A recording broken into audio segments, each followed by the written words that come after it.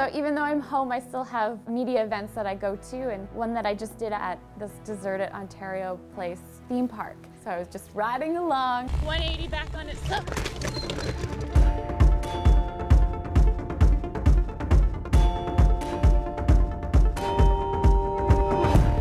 Shed some light on me, a little flicker of light to see. Show a little faith, oh please. Nothing matters from day to day. Skip to be too far inside, and shocks could stop your heart. And though my pulse won't start, I can hear your heartbeats in the dark.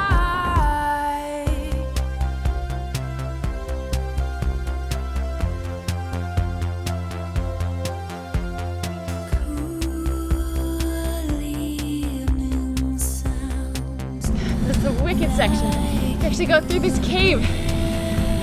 Woo! This place is super eerie in here.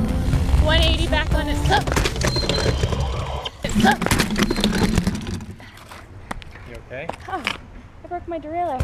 I'm supposed to do this pre-ride lap of the track and come into this one wet corner with leaves down, way too hot, and I just wiped out, and I broke my derailleur, I bent my wheel, like I just trashed my bike in this corner.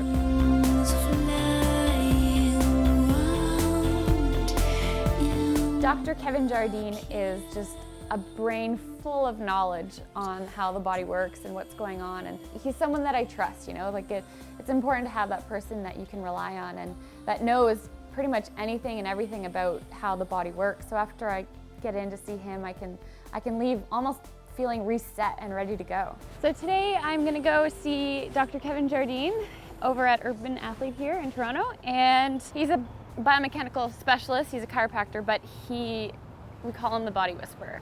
And he's just, you know, the go-to when we have any issues that we've accumulated over the season, and obviously help with prevention, that's the biggest thing. Do you know anything about this race to place? It's like a 7-minute urban lap. I was doing the course preview and it was wet this morning.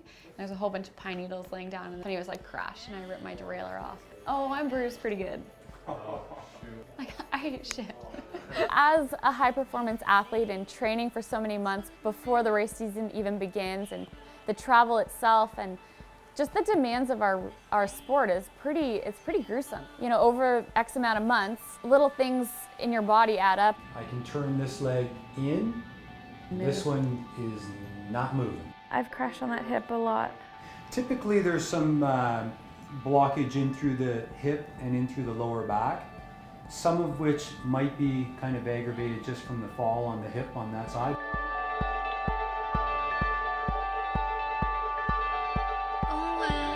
You really want to have good transference of your ability to produce power from the legs and coming right up into the upper extremity to balance that so that the majority of your power is going to propel you forward.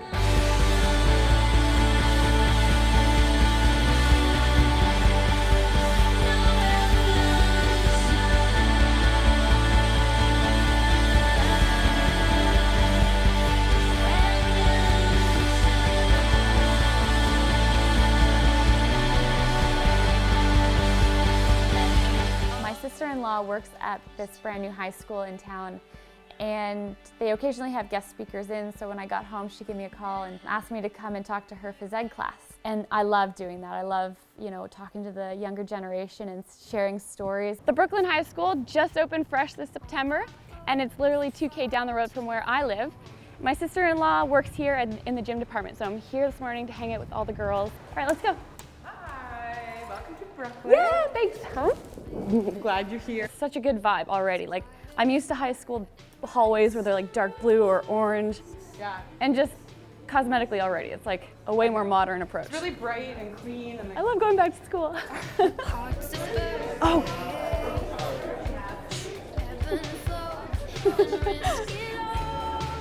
Eden, you forgot the hat. So I just had my hat on, and a kid just got in trouble from one of the teachers, and he just pointed at me like, hey, she's got a hat on. Oops. I was like, oh. I said she can wear a hat, you can't. I got in trouble my first 2 minutes at school. Where you guys are sitting now is exactly where I was when I was your age. And I've been racing since I was 11 or 12 years old. I took dance class, I took phys ed, I took gym, I took fitness.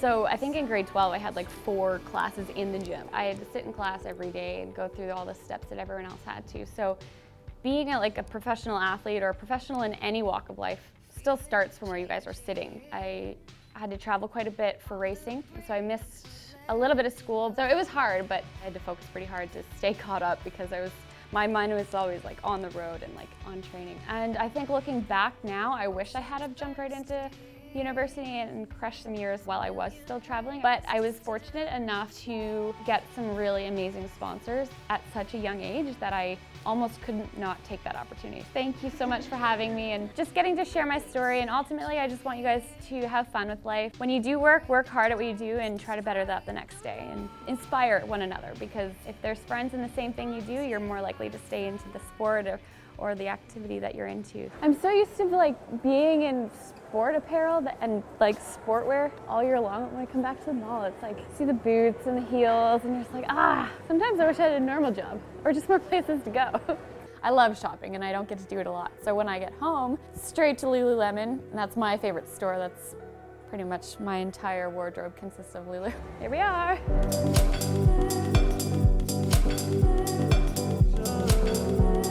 So I'm actually shopping, so I'm gonna be a while. I've always found Lulu's apparel so unique and their attention to detail is just so divine. And they make you look good and so of course you feel good. What time are we? What time is it? You set me up. You brought me here with 1 hour to shop and so I'm really limited. It's one more spot and then I'll go to the change room.